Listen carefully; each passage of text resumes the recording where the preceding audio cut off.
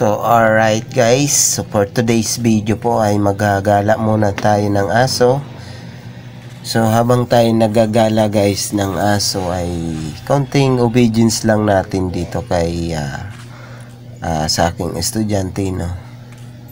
Yan, ginagala ko lang muna siya. Then yan, yung hawak ko guys, yan ay tawag dyan ay prawn collar.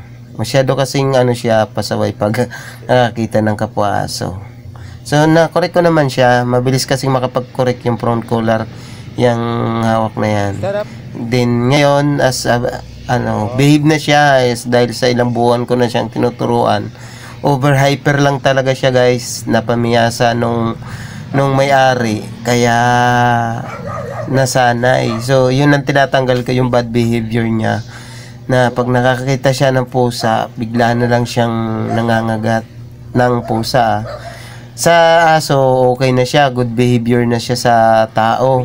Sa aso naman, okay naman kasi malambing na siya sa kapwa aso.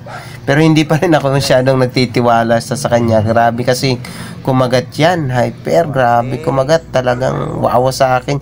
Kahit nga guys yung yung niyog, yung buong nyog, kinawasak niyan yung asong yan. So nga pala guys, ang pangalan nitong asong ito ay si Tyson. Ang may-ari nito guys ay si Paring Calapardo. So shout out Paring Calapardo. So ngayon ay hindi ko na madalaw yung aso mo kasi malayo ako. So dito tayo ngayon sa Valenzuela nagtatrabaho. Shout out Paring Calapardo. President of homeowners ng subdivision po. Shout out pare. Minsan dalawin ko yung aso mo. So yan. So kinaman ko siya ng down. So ang iba, marami akong tinatawag dyan sa pag down.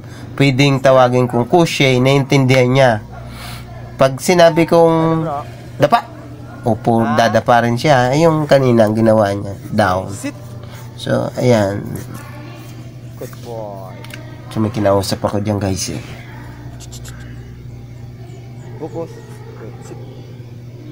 So maglakad-lakad ulit tayo, then i-command natin yan.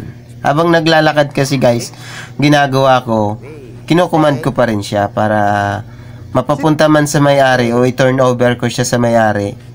Hindi na siya hinihila nung may-ari. So paano guys? Thank you.